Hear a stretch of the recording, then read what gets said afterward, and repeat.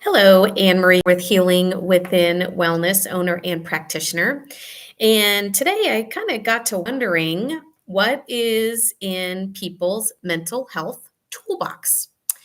And I'm not talking about checking off the box and saying, I went to the required resiliency course, whether it was the half day, the 1 day, or the 2 day. And it was just kind of like, wah, wah, wah, wah, wah, wah. I am talking about that skill, that one or two things that you already know when something comes up, it's your go to, it's your breathing. Is it, I'm going to find five things in my environment to distract me? Are you even aware enough that something is coming up for you? And do you have that buddy, at the station that if something comes up for either of you, you pick up the phone, you text, and that that person is going to be there. And do you already have a relationship maybe with peer support? Do you already have a relationship with your wellness bureau? Who are those people? What is the phone number? What are the hours that someone is even available, to talk to you? How long does it take to get into peer support? I want you to be proactive. I want you to think ahead. I want you to have resources, people at the ready if, sometimes we just kind of have something that is just unexpected and it kind of, it just catches us off guard. And in that moment, sometimes we aren't maybe putting those steps together. It's, you know what, I can handle it. I'm fine.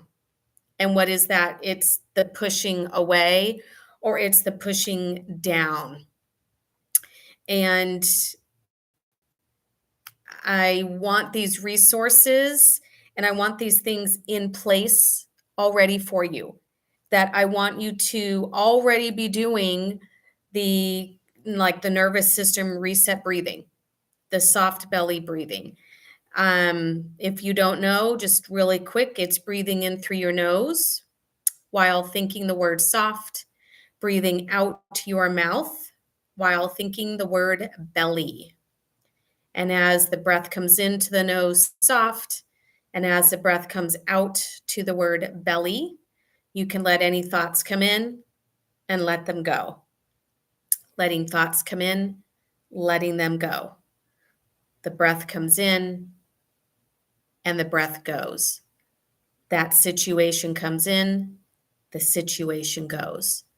The call came in and the call goes.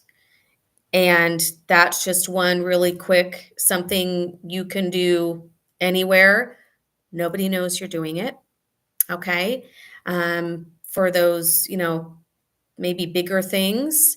Yes, a lot of EMS workers are male, are men, and it is not a sign of weakness to reach out and seek support.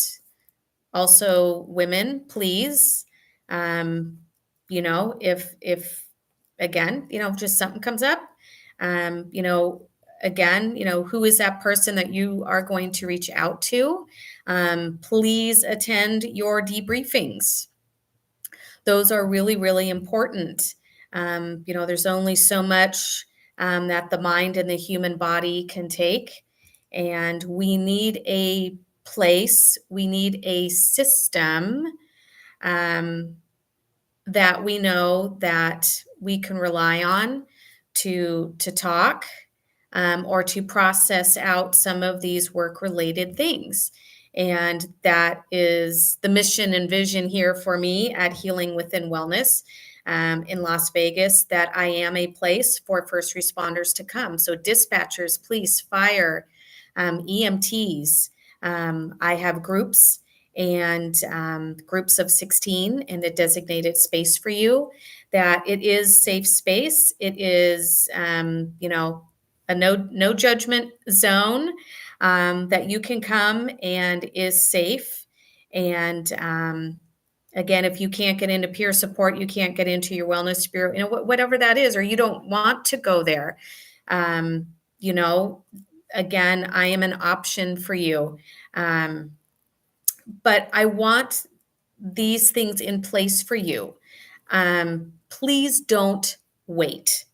Don't think I'm a guy, I'm tough, I can handle it. Yes, but only be that familiar face, this familiar place, for you to be, to know that is always here.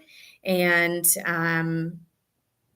again, it's not actually a sign of weakness, it's actually a sign of strength. It really, really is.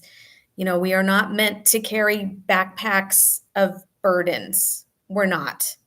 And as the work landscape, it continues to change. I was EMT from 2004 to 2015. And yeah, that landscape really changed, in those years. And then it's really evolved and changed from 2015 till now. Um, what you're seeing on your calls. And my days as an EMT, I joke it was my fun job. It got me out of the hospital, it got me out of the operating room, it got me out of the medical centers that I was at.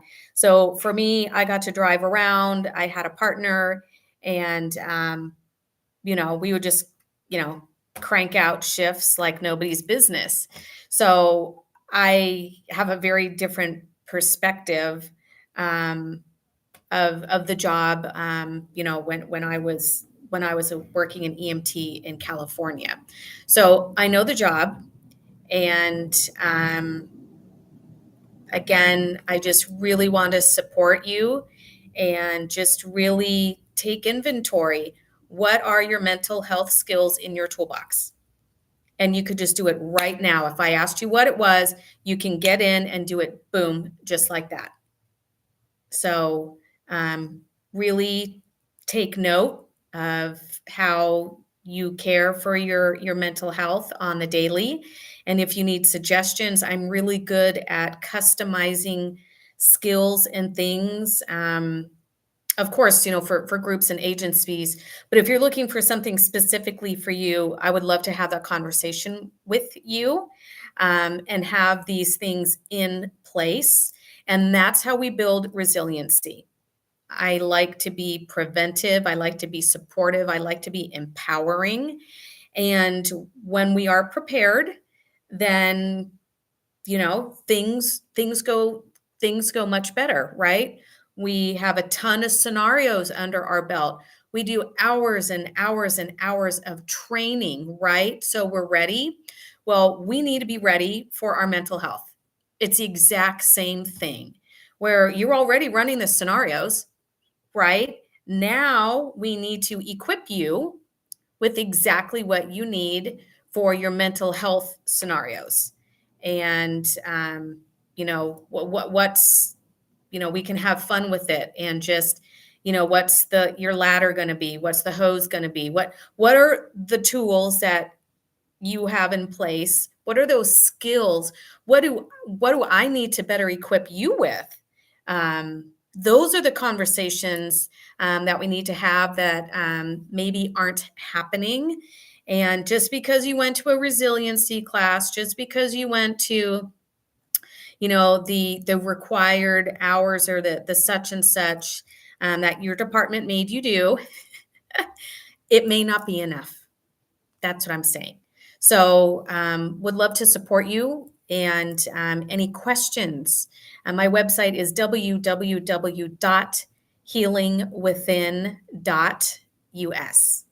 I look forward to supporting you, and be well.